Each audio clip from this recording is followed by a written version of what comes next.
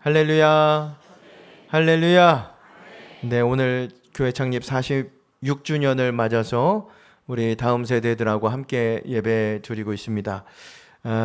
지금까지 우리 46주년을 맞이한 것은 다 하나님의 은혜와 도우심이고 지켜주신 은혜인 줄 믿습니다.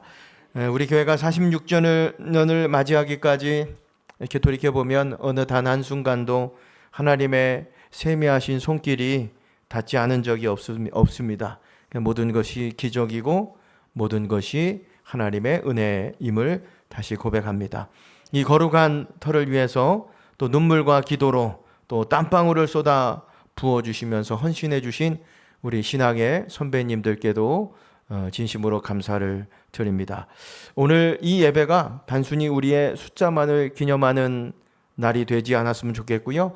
하나님의 신실하신 사랑을 다시 확인하면서 하나님께 영광과 존귀를 올려드리는 예배 시간이 되기를 바랍니다.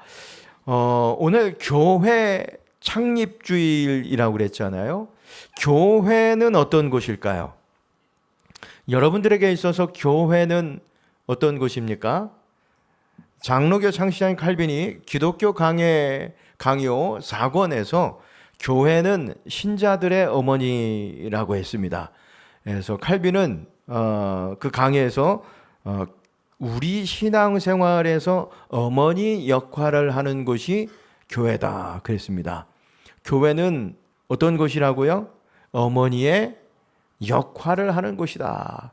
그래서 이런 이야기를 했습니다. 구체적으로 어머니는 우리를 자기 태 속에 잉태하고 낳고 자기 가슴에 안고 젖을 먹일 뿐 아니라 마침내 우리가 죽을 육신을 벗고 천사들처럼 될 때까지 어머니가 우리를 지켜 보호하고 인도하신다. 만약 그렇지 않으면 생명으로 들어가는 다른 길은 없다. 어머님의 품을 멀리 떠나서는 죄의 용서와 구원의 소망이 없다. 이런 말을 했어요. 교회는 우리가 다시 돌아가야 할 어머니의 품과 같은 곳이다 라고 하는 것입니다. 여러분, 하나님은 지금도 교회를 통해서 교회 안에서 당신의 자녀들을 성장시켜 가시고 마침내 신앙의 목적지에 도달하도록 어머니처럼 돌보고 인도하고 계신 분인 줄 믿습니다. 여러분, 그래서 교회를 떠나서는 신앙생활 할 수 없고 교회를 떠나서는 우리 신앙이 성장할 수 없습니다. 그래서 여러분, 우리 이 어머니와 같은 설린교회를 여러분 사랑하여 주시고 위에서 또 아껴 주시면서 기도해 주시기 바랍니다. 자, 오늘 창립주일 맞아서 베드로의 교회라는 제목을 가지고 말씀을 좀 나누려고 합니다. 제가 오늘 이 본문을 정하게 된 계기는 고 권태교 목사님의 교회를 향한 첫 설교가 베드로의 교회이었기 때문에 그렇습니다. 교회 보관되어 있는 주보인데요. 주보를 보시면 손으로 작성한 주보죠. 손으로 작성한 주보인데 잘 안 보이실 것 같아요. 여기 보면 기도가 이종호 장로님으로 되어 있고 성경 말씀이 오늘 마태복음 16장으로 되어 있습니다. 그리고 제목이 뭐라고 되어 있냐면 베드로의 교회라고 되어 있습니다. 아마도 목사님께서 이제 우리 교회를 개척하시면서 베드로와 같은 교회로 세워지기를 원하셨던 그런 기도 마음이 있으셨기 때문에 기도하시고 또 첫 설교를 베드로의 교회라고 아마 말씀을 전하신 것 같아요. 그래서 이 시간에 순서가 또 많이 있지만 짧은 시간이지만 그래서 말씀을 나눌 때 우리 설린교회의 정체성의 뿌리 교회됨을 다시금 우리 마음에 되새기는 시간이 되었으면 좋겠습니다. 마태복음 16장 오늘 함께 나눈 말씀의 본문의 배경이 되는 지역은 가이사랴 빌립보입니다. 우상의 도시였는데 이곳에서 제자들에게 예수님께서 물으셨죠. 사람들이 나를 누구라 하느냐 물었습니다.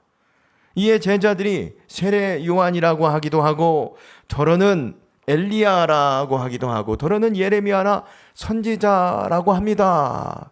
아마 예수님에 대해서 사람들의 생각이 여러 가지가 있었던 것 같아요. 자, 그 대답을 들으시고 예수님이 제자들에게 물으시는 거예요. 그러면 다른 사람들은 모르겠다. 너희는 나하고 3년 동안 함께 말씀을 배우지 않았냐? 그럼 너희는 나를 누구라 하느냐? 물었습니다. 다른 사람의 생각이 아니라 너희들의 자신의 생각을 말해보라고 하는 것입니다. 여러분, 이 질문은 제자들에게 굉장히 중요한 질문이었어요. 왜냐하면 이 대답에 따라서 제자들의 신앙의 수준이 평가될 것이고, 더 나아가서는 이후에 영원한 그들의 미래까지도 결정될 수 있는 질문이 바로 이 질문입니다. 너희는 나를 누구라 하느냐? 지금 어떻게 보면 제자들을 시험하고 있는 거예요. 우리 여기 드림 세대들도 예배 드리고 있는데 시험 좋아하죠?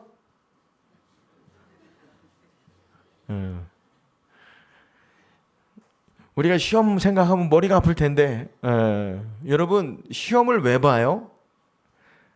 시험을 보는 이유가 뭐겠습니까? 내 실력을 확인해 보기 위해서, 가늠해 보기 위해서 시험을 보는 거거든요. 마찬가지인 거예요. 지금 예수님께서 제자들에게 시험을 보게 하신 거죠. 그러니까 제자들의 그 신앙이 처음보다 얼마나 향상이 되었는가, 앞으로 내가 맡길 그 사역은 잘 감당할 수 있을 만큼의 신앙으로 성장했는가, 지금 테스트 시험해 보고 있는 거예요. 제가 볼 때는 중간고사가 아니라 예수님께서 이제 오늘 이곳에서 제자들에게 질문을 던지시고 가버나움을 거쳐서 예루살렘에 올라가셔서 십자가를 지시고 돌아가시니까 중간고사 정도는 아니고 기말고사 정도 되지 않을까, 저는 그렇게 생각이 되는 것 같아요. 자, 지금까지 예수님께서는 제자들하고 3년 동안 함께 하시면서 그들에게 말씀을 가르치셨고 수많은 이적을 보여주셨어요. 사실 여러분, 이 말씀을 가르치셨는데 가르치신 이 말씀과 이 기적은 예수님이 누구신지 제자들에게 가르치기 위해서 예수님이 그렇게 행하신 거예요. 자, 그리고 십자가를 지시기 위해서 마지막 예루살렘으로 올라가기 전에 기말고사로서 제자들에게 너희는 나를 누구라 하느냐? 물어보신 거예요. 자, 너희는 나를 누구라 하느냐? 여러분, 이 질문은 제자들에게만 중요한 것이 아니라 오늘 저와 여러분, 우리 한 사람 한 사람에게도 굉장히 중요한 질문입니다. 여러분, 예수님 누구세요? 왜냐하면 이 질문이 왜 중요하냐면 이 질문에 대한 대답이 우리 신앙의 수준과 또 우리의 영원한 미래를 결정하는 질문이기 때문에 그렇습니다. 요한복음 17장 3절의 말씀해 보시면 우리 함께 읽어보실까요? 영생은 곧 유일하신 참 하나님과 그가 보내신 자 예수 그리스도를 아는 것이니이다 그랬습니다. 구원은, 영생은, 우리의 미래는 누구를 아는 데서부터 온다고요? 예수님을 아는 데서부터 온다. 그러니까 이 대답에 따라서 영원한 구원과 영원한 심판으로 나눠진다는 거예요. 그렇기 때문에 여러분, 이 질문에 대한 분명한 답이 있어야 되는 거예요. 자, 너희는 나를 누구라 하느냐? 물었어요. 그랬더니 한 제자가 손을 번쩍 들었어요. 자, 누굴까요? 자, 우리 어린이부 누굴까요? 말씀 잘 배웠죠? 중고등부 누구죠? 손을 번쩍 들고 얘기한 제자가 있습니다. 자, 누굴까요?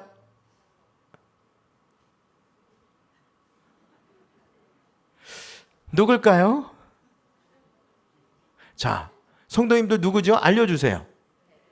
그렇죠. 네. 베드로입니다. 베드로. 예수님의 수제자 아니겠어요? 손을 번쩍 들고 주는 그리스도시요 살아계신 하나님의 아들입니다.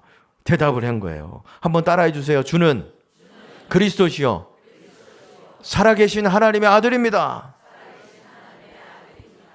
자, 베드로는 아마도 예수님과 함께하면서 수많은 기적을 보지 않았을까요? 그렇죠? 병든 자도 일어나고 귀신도 떠나가고 죽은 자도 살아나고 물고기 2마리와 보리떡 5개로 5,000명이 넘는 사람들이 먹고도 12강주리가 남고, 이런 수많은 이적을 경험하면서 베드로는 확신을 가지고 주는 그리스도시요 살아계신 하나님의 아들입니다, 오늘 외친 거예요. 근데 여러분 기억하실 것은 이런 기적과 치유가 예수님에 대한 신앙 고백을 하는 데 있어서 결정적인 절대적인 이유가 될 수 없다는 거예요. 왜냐하면 보세요. 예수님의 수많은 기적을 많은 사람들이 봤지요. 근데 그 사람들이 다 예수님을 영접하고 믿은 것이 아니라는 거예요. 여러분, 아무리 놀라운 이적과 기적을 많이 보고 겪었어도 우리가 예수님을 구주로 그리스도로 고백할 수 있는 것은 오늘 함께 읽은 17절의 말씀처럼 하나님이 알게 해주셔야 됩니다. 17절 말씀해 보시면 이 대답을 듣고 예수님께서 이런 말씀하시는 거예요. 예수께서 대답하여 이르시되 바요나 시몬아 내가 복이 있도다. 이를 내게 알게 한 이는 혈육이 아니요 하늘에 계신 내 아버지시니라 그랬습니다. 그러니까 베드로가 예수님을 구주로 그리스도로 고백할 수 있었던 것은 어떤 기적이 아니라, 내가 어떤 경험한 체험이 아니라 성령 하나님께서 알게 해 주셨기 때문이라는 거예요. 그렇습니다. 여러분, 예수님을 그리스도로 우리 구주로 고백하는 것은 인간의 지식이 아니라는 거예요. 하나님이 성령께서 깨닫게 해 주실 때, 계시해 주실 때 가능한 줄 믿습니다. 자, 그러면 주는 그리스도시요 그랬잖아요. 이게 어떤 의미일까요? 주는 그리스도시요. 여기 그리스도라고 하는 말은 헬라 말입니다. 헬라 말 그리스도. 지금의 그리스 사람들이 쓰는 말이 헬라 말이거든요. 그 당시에 지금 우리가 영어를 아주 보편적으로 공용어로 쓰고 있는 것처럼 그 당시에 공용적으로 사용했던 언어가 바로 그리스 말이었습니다. 자, 보세요. 그리스도는 헬라어인데, 자, 히브리어로 보면 메시아라고 하는 뜻입니다. 메시아. 이거는 이스라엘 사람들이 쓰는 말이에요. 히브리어는 메시아. 그러니까 그리스도와 메시아는 같아요. 메시아라고 하는 뜻이 뭐예요? 구원자라고 하는 뜻입니다. 그러므로 그리스도라고 하는 것은 구원자라고 하는 뜻이죠. 구원자. 자, 이게 한글 성경으로는 잘 구분이 안 되는데, 여러분 우리 헬라어 원문이나 영어 성경을 보면 분명히 알 수 있습니다. 주는 그리스도요 할 때 영어 성경으로 보면 크리스토 앞에 정관사 더가 붙었어요. 유일하다는 거죠. 정관사 더가 붙었어요. 더 크라이스트. 바로 예수님이 구약의 메시아, 구원자이심을 이야기하고 있는 거죠. 자, 그러니까 예수님이 누군가? 구약에서 유대인들이 그렇게 기다리던, 우리가 그렇게 기다리던 유일한 구원자, 구세주다라고 하는 고백입니다. 자, 근데 이게 헬라어로 그리스도라고 하는 말은 기름 부음을 받은 자, 이런 의미예요. 기름 부음을 받은 자. 구약 시대에 보면 기름을 부어서 세운 사람들이 있어요. 누구예요? 세 사람들을 세울 때는 기름을 부었어요. 지금 여러분들이 건강을 위해서 먹고 있는 올리브유, 감람유를 부어서 세우는 사람들이 있었는데, 첫 번째 누구요? 선지자. 두 번째 제사장. 세 번째 왕입니다. 왕. 그러므로 예수님께서 그리스도 되신다라고 하는 것은 구원자로서 보세요. 예수님께서 그리스도라고 하는 것은 이 세상에 오셔서 세 가지 직무를 행하신다는 거예요. 어떤 역할을 하신다는 거예요? 선지자, 제사장, 왕으로서의 직무를 감당하신다. 자, 저는 누구죠? 그렇죠? 네, 서동인 목사입니다. 그렇죠? 서동인은 이름이고 목사는 역할을 말하는 거예요. 그렇죠? 마찬가지입니다. 예수는 그리스도다라고 할 때 예수는 예수님의 이름이에요. 그리스도는 역할을 말하는 것입니다. 어떤 역할을요? 세 가지 역할을 하시는 분이에요. 어떤 역할이요? 첫 번째 선지자, 두 번째 제사장, 세 번째 왕으로서의 역할을 하면서 우리를 도와주시는 분이에요. 우리를 구원해 주시는 분이시라는 거예요. 자, 그러면 예수님께서 선지자 되시고 그리고 제사장 되시고 왕이 되신다고 하는 것은 어떤 의미일까요? 제가 이걸 간단하게 설명을 드리면, 첫 번째, 예수님께서 선지자 되신다는 것은 우리를 가르쳐 주신다는 거예요. 여러분, 우리는 말씀을, 진리를 깨달을 수가 없어요. 왜냐하면 우리가 타락해서 눈이 어두워졌기 때문에 봐도 그 말씀을, 진리를 깨달을 수 없어요. 근데 주님이 선지자 역할을 하시면서 진리의 말씀을 깨닫게 해 주신다라고 하는 것입니다. 두 번째, 우리의 제사장이 되신다고 그랬어요. 제사장이 되신다는 것은 뭐예요? 읽어볼까요? 우리의 연약함을 대변해 주시는 분이다. 대변해 주시는 분이다. 여러분, 우리 인간은 하나님께 나아갈 수 없어요. 죄인이기 때문에. 나가는 순간 죽습니다. 하나님은 거룩하신 분이기 때문에. 그래서 예수님을 대속제물로 우리의 죄를 사하여 주시는 대속제물 되어 주셨고, 예수님께서, 그리고 우리를 긍휼히 여겨 달라고 기도하시는 제사장 삼아 주신 거죠. 그래서 우리가 하나님께 담대히 나갈 수 있게 되었다. 그러니까 예수님이 우리의 제사장 되어 주신다라고 하는 것은 우리의 연약함을 대변해 주시는 분이다. 그러면 예수님이 우리의 왕이 되신다. 이게 어떤 의미겠어요? 예수님께서 왕이 되어 주신다는 것은 우리 삶을 다스려 주신다. 여러분, 예수님은 왕인데 세상의 왕과는 달라요. 세상의 왕은 무력으로, 힘으로, 권력으로 백성들을 다스리죠. 근데 예수님은 사랑과 섬김으로 자기 백성을 다스려 주십니다. 그래서 예수님이 다스려 주시는 그곳이 바로 사랑의 나라, 평화의 나라, 하나님 나라가 되는 줄 믿으시기 바랍니다. 자, 그러니까 예수님을 그리스도로 고백하는 그 순간에 예수님께서 우리의 구원자로서 왕으로, 선지자로, 제사장으로 우리를 깨우쳐 주시고 우리를 대변해 주시고 도와주시고 우리 삶을 통치하고 다스려 주신다는 것을 의미하는 거예요. 여러분, 예수님이 구원자, 그리스도 되어 주셔서 우리에게 말씀을 깨우쳐 주시고 우리를 대변해 주시고 우리 삶을 다스려 주시는 것이 얼마나 큰 축복인지 모릅니다. 아멘. 여러분, 이제 우리가 어려움을 당해서 방황하고 앞길을 몰라서 답답해하고 질병이 찾아와도 이제 예수님이 우리 구주 되시기 때문에 우리는 더 이상 방황하거나 걱정하거나 한숨 쉬거나 염려하지 않아도 돼요. 왜냐하면 주님이 그 어려움과 또 인생의 문제와 또 질병 속에서도 나를 깨닫게 하시고 치유하시고 먹이시고, 그래서 가장 최선의 길로 우리 주님이 우리 삶을 이끌어 주실 줄 믿기 때문에 그런 것이에요. 심지어는 죽음이 찾아와도 두렵지 않습니다, 여러분. 왜냐하면 예수님을 그리스도로 구주로 고백한 사람들은 죽어도 죽은 것이 아니라 성경을 보면 잠들었다고 그래요. 다시 오실 그 영원한 통치 속에서 우리가 예수님을 구주로 고백한 사람들은 다시 깨어서 바로 그 영원한 통치 속에 들어가기 때문에 죽어도 죽지 않는 삶을 살아갈 수 있다는 것입니다. 여러분, 이것이 주는 그리스도십니다. 이 고백이에요. 자, 그럼 질문 하나 다시 드리겠습니다. 여러분들에게 예수님은 누구십니까? 주는 그리스도시요 살아계신 하나님의 아들입니다. 한번 따라해 주세요. 주는 그리스도시요 살아계신 하나님의 아들입니다. 야, 이 고백을 예수님께서 들었어요. 베드로가 주는 그리스도시요 살아계신 하나님의 아들입니다. 그랬더니 예수님께서 시몬에게 내가 복이 있다 그러시면서 두 가지를 말씀하세요.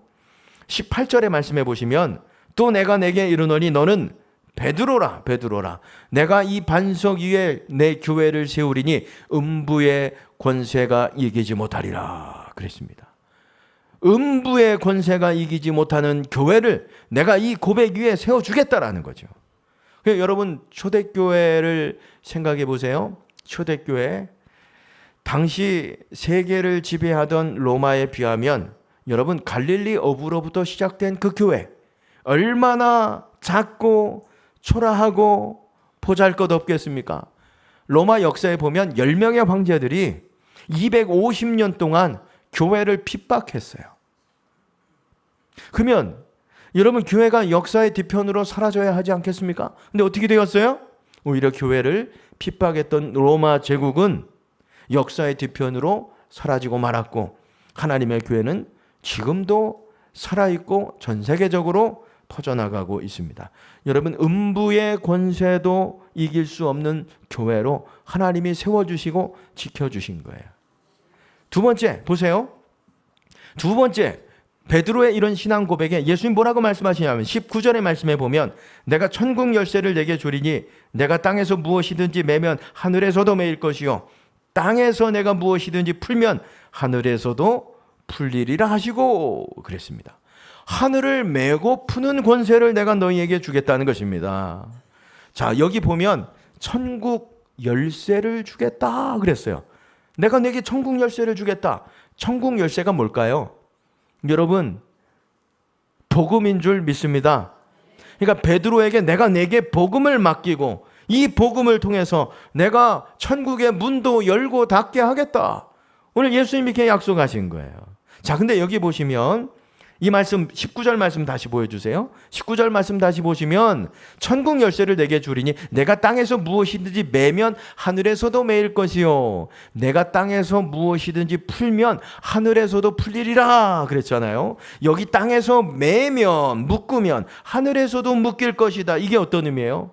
이 땅에서 너희가 복음을 내가 맡겼는데 그 복음을 전하지 않으면 그로 인해서 천국 문이 닫힐 것이다. 이런 의미고요. 반대로 내가 땅에서 풀면 하늘에서도 풀리리라. 이게 뭐예요? 베드로 네가 복음을 전하면 그것을 믿고 받아들이는 자에게 천국의 문이 열릴 것이다. 천국에 들어갈 것을 말씀하는 거예요.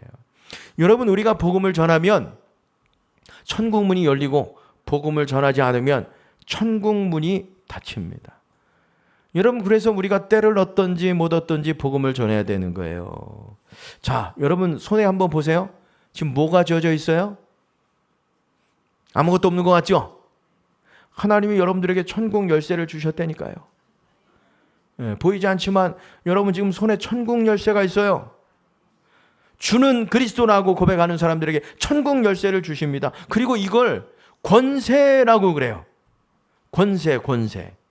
여러분 이 권세에 대해서는 이미 구약에서 약속해 주신 권세입니다. 이사야서 22장 22절 오늘 구약의 말씀에 보면 또 내가 다윗의 집의 열쇠를 그의 어깨에 두리니 그가 열면 닫을 자가 없겠고 닫으면 열 자가 없으리라 그랬습니다.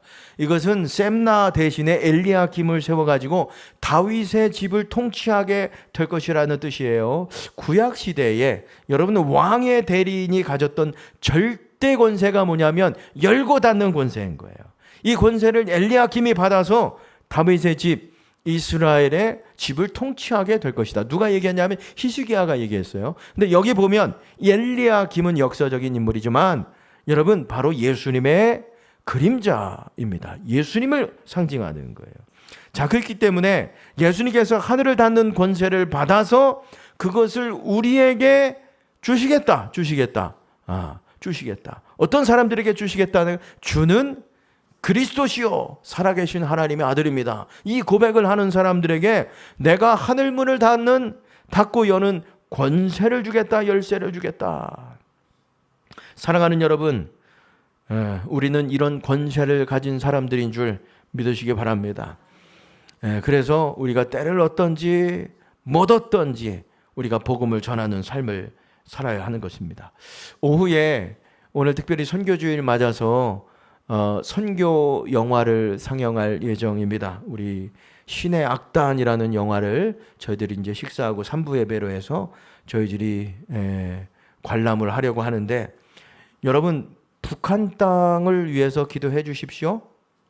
그리고 한 영혼을 위해서 기도하는 마음으로 참여해서 다시 한번 우리 안에 식어졌던 이 복음에 대한 열정, 이 마음이 여러분 회복되는 시간이 되었으면 좋겠습니다.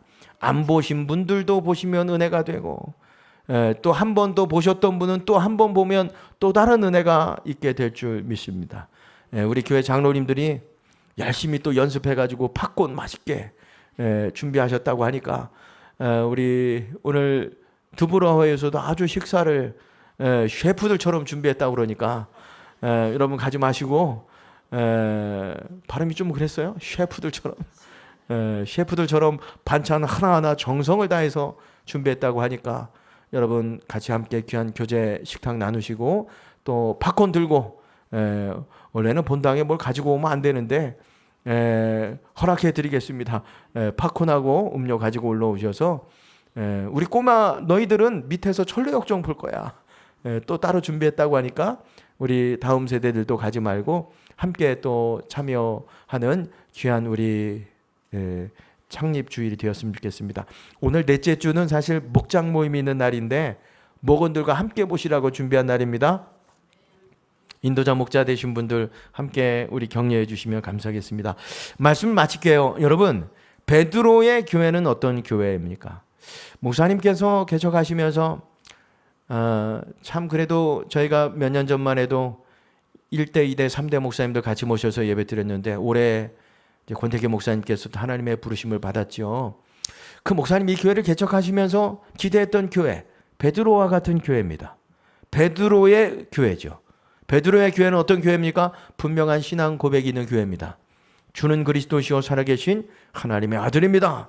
분명한 신앙 고백이 있는 교회고, 음부의 권세가 이기지 못하는 교회, 천국의 열쇠를 가지고 하늘문을 닫고 여는 교회, 이 교회로 우리 설린교회 여러분 지금까지 사명을 감당해 왔습니다.